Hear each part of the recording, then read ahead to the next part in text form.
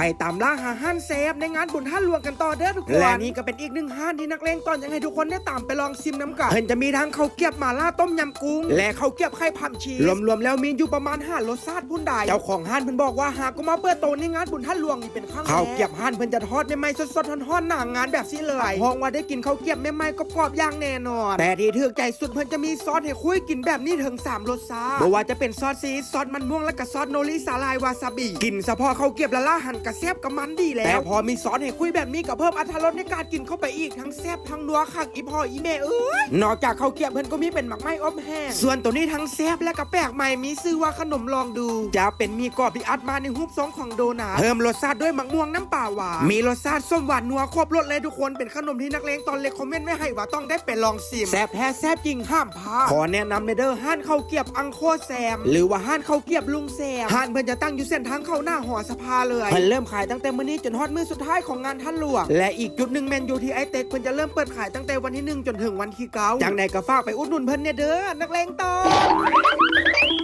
น